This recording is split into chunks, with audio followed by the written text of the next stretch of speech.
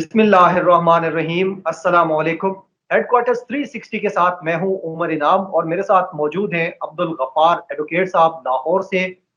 कानूनदान हैं, कॉलमिस्ट हैं, ब्लॉगर हैं, बड़ा अच्छा कानूनी मामलात पर गुफ्तगू करते हैं। आज हमने इनको दावत दी है अपने प्रोग्राम हेडक्वार्टर्स 360 में गुफ्तगू के लिए। बहुत शुक्रिया अब्दुल गफ्फार साहब।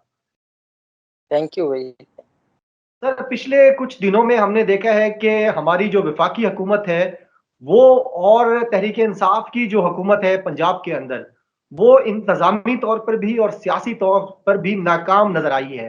यानी टीएलपी का जब मार्च हुआ है तो वफाक की तरफ से फवाद चौधरी और शेख रशीद को गुफ्तगू करने का मैंडेट दिया गया, वो उसको इस्तेमाल नहीं कर सके और बाद में शेख रशीद बाद में शाह महमूद कुरैशी और अली मोहम्मद खान और इन लोगों को आना पड़ा। इसी तरह जब ये लोग आपके लाहौर में बैठे थे तो उस वक्त भी मैंडेट था राजा बिशारत और दूसरे लोगों के पास, जो कि सीएम पंजाब ने उनको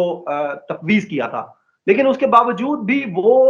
ना तो सियासी तौर पर मामला लाहौर में हल कर सके और ना इंतजामी तौर पर उनकी पुलिस और इंतजामिया इन मुजाहिरीन को लाहौर से निकलने से रोक सकी। तो ये जो दोनों फेल्योर हुए हैं वफाक में और पंजाब में, इसको कैसे देखते हैं आप? उमर भाई देखिए, मैं ये समझता हूँ कि जब ये मामला शुरू हुआ वो 12 रबीउल अव्वल का एक मुकद्दस दिन था। और आप जानते हैं कि टीएलपी को और इनको जब कलअदम करार दिया गया तो इनको कोई रैली करने की इजाज़त नहीं दी जाती थी और इनको बिल्कुल टोटल पुलिस ने रोका हुआ था। और फिर जो टीएलपी के अमीर हैं हाफिज साद रिजवी, उनके केसेस हाई कोर्ट में चल रहे थे। कभी वो सुप्रीम कोर्ट मामला चला जाता था, फिर हाई कोर्ट में आ जाता था, फिर एक नोटिफिकेशन होता, फिर दूसरा नोटिफिकेशन होता। तो वो हुकूमत ने बड़े अच्छे तरीके से कानूनी जो एक था जंग थी या कानूनी तौर पर उसको जेल में रखना था, वो अच्छे तरीके से हुकूमत ने मैनेज किया। उसमें अहम जी जी। चीज़ ये थी कि उनका किसी भी केस में उनको नामज़द नहीं किया था, क्योंकि केस में नामज़द करते फिर उनको अदालतों में पेश करना पड़ता, फिर रिमांड होते या जो जुडिशल रिमांड पर जाते, फिर अदालतों में पेशियों पर लेके आना पड़ता। तो वो हुकूमत वो रिस्क भी नहीं ले रही थी और हुकूमत ने इंतज़ामी बुनियादों पर एग्जेक्टिव ऑर्डर की बुनियाद पर उसको 12 अप्रैल से लेकर आज तक जेल में रखा हुआ है। और वो जेल में है और आज भी उनकी रिहाई के हवाले से एक दरखास्त पर समाअत थी जिसमें खुद टीएलपी के वकील ने ही माजरत कर ली कि आज मैं आर्गूमेंट्स नहीं कर सकता, मैं तैयार नहीं हूं। तो उन्होंने फिर कल तक के लिए उसको मुलतवी किया। जी मामला ये है कि जब 12 रबीउल अव्वल के दिन एक आप जानते हैं कि जो आका अलैहिस्सलाम के जो उशाक हैं वो खुशी में रैलियां मुनक्कद करते हैं, जुलूस होते हैं। तो वो ओवरऑल जो तबका है जो मिलाद पाक का जश्न मनाते हैं और पूरे मैं समझता हूँ कि सारे मुसलमान अल्हम्दुलिल्लाह मिलाद पाक का जो जश्न है वो मनाते हैं। तो बड़ी तादाद में लाहौर में हर गली हर मोहल्ले, और इस दफ़ा जो वज़ीर आज़म इमरान खान ने सरकारी सतह पर जो अरेंजमेंट्स की हुई थी उसकी वजह से ज़्यादा हमें लाहौर में नज़र आया कि जो बड़े रोड्स हैं, जो बड़ी सड़कें हैं, वहाँ पर जुलूस नज़र है। इनको मौका मिल गया और यहाँ पर मैं समझता हूँ कि जो हमारे इदारे हैं और स्पेशली जो हमारी पुलिस है, लाहौर पुलिस, जब वो सारी चीज़ें जानती थी तो क्या उनके नॉलेज में नहीं आया, क्या उनकी इंटेलिजेंस ने, सीआईए ने ये सारी चीज़ें नहीं बताई थी कि वो प्लान कर रहे हैं कि मिलाद पाक की रैली को ही वो धरने में कन्वर्ट करेंगे और यहाँ से वो धरने पर बैठ जाएंगे। ये मैं समझता हूँ कि एक बहुत बड़ी नालायकी है पंजाब पुलिस या पंजाब हुकूमत की के एंड पर, कि इनको इन चीज़ों का पता होना चाहिए था कि ये सारा कुछ है। और अभी 19 नवंबर को जो खादिम रिजवी साहब हैं उनकी बरसी है, तो उस हवाले से तो अक्टूबर नवंबर ये बड़े अहम महीने थे। और फिर हाफिज साद रिजवी की जो रिहाई है वो क्योंकि हुकूमत पेंडिंग पर रख रही थी, अदालतें जी उसको रिहा कर रही थी, हुकूमत अपीलों में जा रही थी, तो ये सारी चीज़ें थी जिनको देखना हुकूमत की जिम्मेदारी थी। लेकिन हमारी जो पाकिस्तान तहरीक इंसाफ की हुकूमत है वो इतनी डिवाइड है। मैं क्या बात करूं कि ब्यूरोक्रेसी और हुकूमत की आपस में अगर कोऑपरेशन नहीं है या कोई इत्तेहाद नहीं है वो तो एक तीसरी बात होगी। यहाँ पर तो वजीर कानून की अपनी एक सोच है, राजा बशारत कहाँ से आया है, वो आज तक किन को मानता है या किन के ऑर्डर्स को फॉलो करता है, वो मैं और आप बेहतर जानते हैं, पूरी कौम जानती है। फिर उसके बाद मुख्तलिफ जगह जगह से तो पाकिस्तान तहरीक इंसाफ में लोग हैं हर, और मुझे ये लगता है कि उनमें से कुछ वुज़रा हैं, कुछ हुकूमती लोग हैं जो आज भी अपनी पुरानी साबका जमातों का एजेंडा वो चला रहे हैं और आज भी वो वही काम कर रहे हैं और वो इमरान खान को नाकाम करने का पूरी कोशिश कर रहे हैं। ये इमरान खान की ज़ात है, उसकी एक कमिटमेंट है या उसका एक इखलास है जिसकी वजह से मामलात यहाँ तक पहुंचे हैं। نہیں تو اس کے آس پاس کے لوگوں نے کسر نہیں چھوڑی تھی اس حکومت کو ہر طرح سے ناکام کرنے کی۔ اب جب پنجاب میں لاہور میں دھرنا ہوا تو عمر انعام صاحب یہ روک سکتے تھے، اور ان کو جب پتہ چل گیا تھا کہ 12 ربیع الاول کا یہ معاملہ ہے اور شام کو یہ ساری چیزیں سامنے آ گئی تھیں، پہلے 2 دن تو انہوں نے اس پر دھیان ہی نہیں دیا۔ جب دھیان جی نہیں دیا تو وہ جو اسٹرینتھ تھی انہوں نے وہ اپنی تعداد بڑھاتے گئے اور یہ سیل نہ کر سکے اس پورے ایریا کو۔ جب دوسرے دن کے بعد جا کے سیل کرنا شروع کیا تو وہاں پر ہزاروں لوگ جمع ہو گئے تھے۔ اب ہزاروں لوگوں کو جب یہ لاہور میں روکتے تھے تو وہاں صرف وہ لوگ جو ہے وہ افیکٹ نہیں ہوتے تھے، بلکہ وہاں پر جو لوکیلٹی تھی، کیونکہ وہ سارے کا سارا جو ہے وہ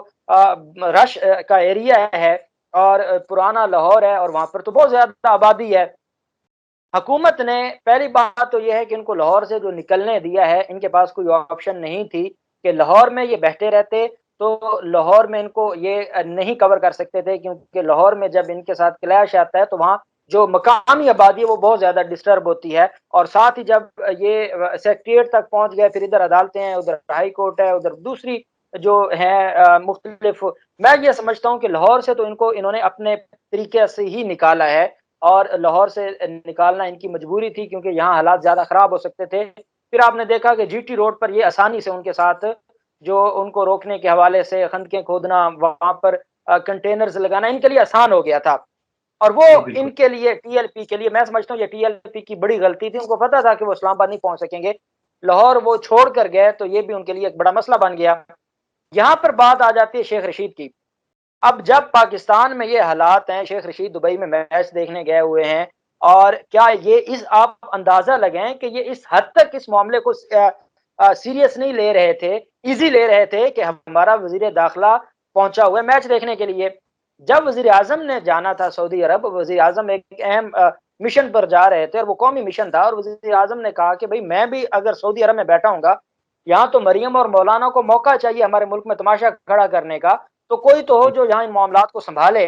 تو پھر شیخ رشید واپس آئے۔ اب شیخ رشید اس وجہ سے ناکام ہوئے کہ شیخ رشید نے پہلا جو اپریل میں ان کا دھرنا تھا اور جو مذاکرات تھے اس میں شیخ رشید ہیڈ کر رہا تھا، حکومتی جو ٹیم تھی۔ اب شیخ رشید ان کے ساتھ وعدے وعید کر آئے تھے، اور وہ یہ تھا کہ ہم پارلیمنٹ میں قرارداد کی حد تک نکالنا تو ڈیفینیٹلی نہیں نکالا جا سکتا تھا، لیکن قرارداد کی حد تک وہ کہہ کر آئے تھے کہ ہم قرارداد کوشش کریں گے، پیش کریں گے، پھر سعد رضوی کے معاملات اور باقی۔ اب ان کو حکومت نے بعد میں ان کے اوپر ڈسکس نہیں کیا، اور میں سمجھتا ہوں یہ ویسے ہی ہوا جیسے 2013 میں ڈاکٹر طاہر القادری کے ساتھ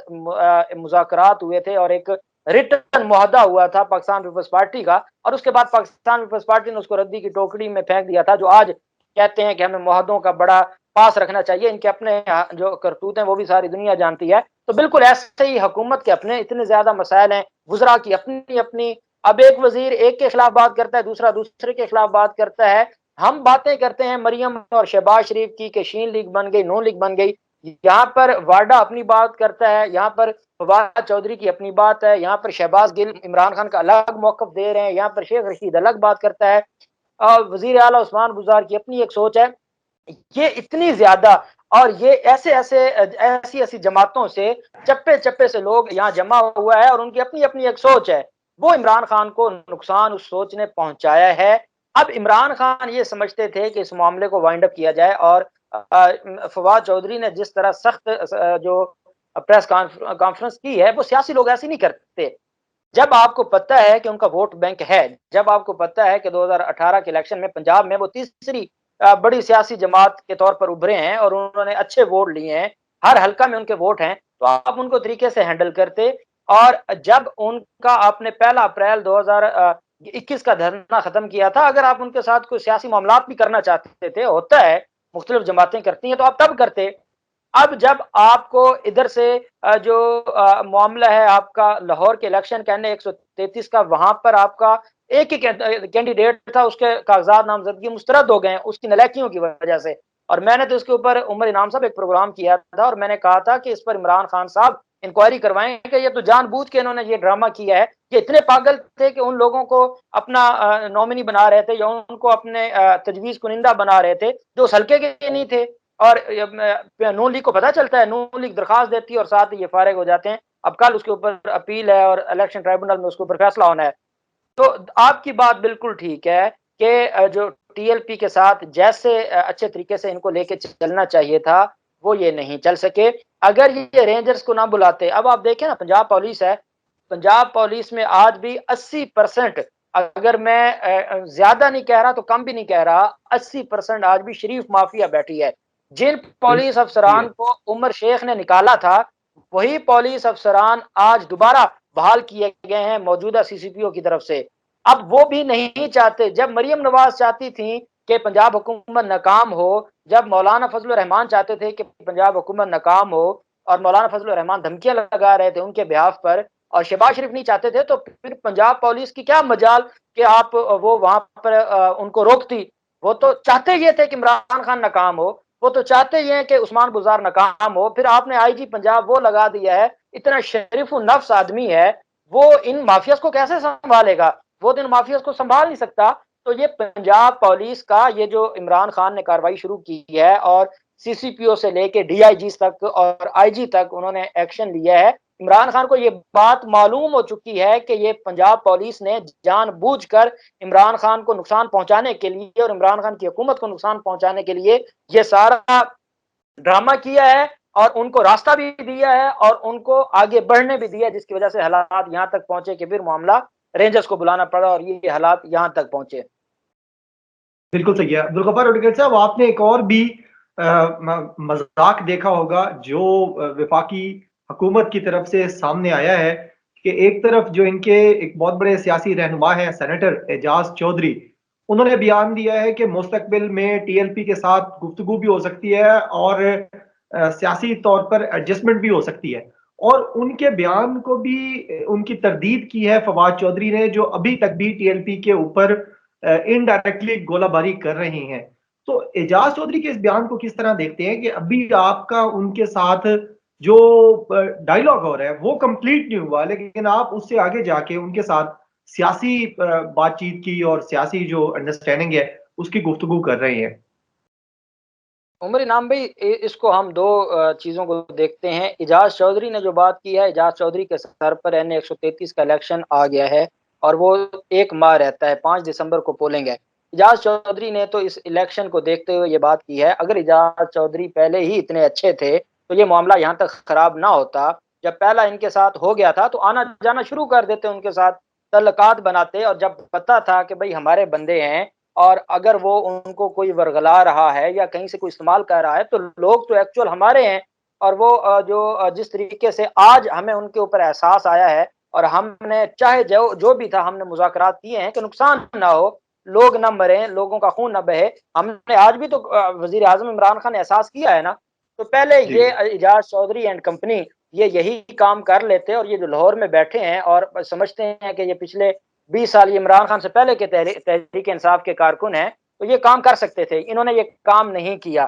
اب جب ان کی نلیکیاں، یا اعجاز چودھری اپنے بیٹے کو کینڈیڈیٹ لے کر آنا چاہتے تھے اور وہ ناکام ہوئے، اب ان ساری چیزوں کو دیکھتے ہوئے عمر انعام بھائی یہ اتنی بدقسمتی ہے کہ میں سمجھتا ہوں کہ عمران خان کو زرداری اور شریف خاندان نقصان پہنچا ہی نہیں سکتا، یہ ان کو ایسا ہی نقصان پہنچانے والے اپنے کافی ہیں. اب بالکل ٹھیک ہے. اعجاز چودھری کا یہ بات کرنا جب الزامات لگ رہے تھے، یہ چیزیں آف دی ریکارڈ ہوتی ہیں. اگر آپ نے ان کے ساتھ کوئی سیٹلمنٹ کرنی ہے، ساری دنیا سیٹلمنٹ کرتی آئیے، آپ کریں سیٹلمنٹ. اور یہ تو اسامہ جیسے لوگ تو نہیں ہیں جن سے نواز شریف فنڈ دیا کرتے تھے، تو یہ تو اپنے لوگ ہیں اور کچھ چیزوں کی وجہ سے حالات ایسے بنے ہیں اور اس میں دونوں طرف سے غلطیاں تھی جس کی وجہ سے حالات یہاں تک پہنچے. یہ بہتر طریقے سے ان کو دیکھا جا سکتا تھا.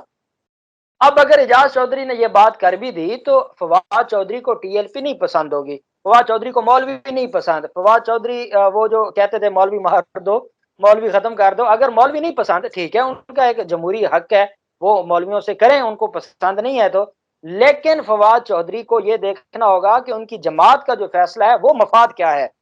جب آپ کی بالکل جماعت نے یا آپ کے وزیر اعظم نے ایک فیصلہ کر دیا ہے، وزیر اعظم نے ان کے ساتھ مذاکرات کر لیے ہیں، تو پھر جو جماعت ہے، جو تنظیم ہے، جو ڈسپلن ہے، وہ آپ کو اس بات کی اجازت نہیں دیتا کہ آپ بڑے جمہوری پسند بنے. آپ تو بھائی پبلک آفس ہولڈر ہیں، آپ تو پبلک سرونٹ ہیں، آپ کی اپنی خواہشیں کہاں سے آ گئیں؟ جب وزیر اعظم نے کہہ دیا کہ نہیں یہ معاملہ اس کو بہتر طریقے سے حل کریں تو آپ آمین بولیں اور آپ پیچھے ہٹ جائیں. اور آپ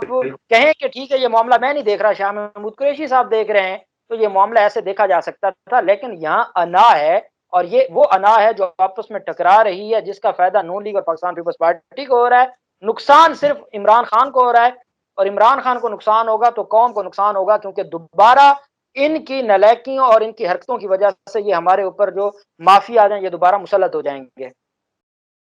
بالکل ٹھیک ہے، بہت خوبصورت بات کی ہے آپ نے عبدالغفار خان ایڈوکیٹ صاحب، کہ یہ جو لوگ عمران خان کے گرد ہیں یہ عمران خان کے لیے نہیں بلکہ اپنی اناؤں کے لیے کام کر رہے ہیں، اور نون لیگ اور پیپلز پارٹی نے شاید عمران خان کو اتنا نقصان نہیں پہنچایا جتنا ان کے قریبی دوستوں نے ان کے پہنچایا ہے۔ امید ہے ناظرین آپ کو آج کی ویڈیو پسند آئی ہوگی۔ مجھے اور عبدالغفار خان ایڈوکیٹ صاحب کو اجازت دیجیے، اپنا بہت زیادہ خیال رکھیے گا، بہت شکریہ، اللہ حافظ، پاکستان زندہ باد۔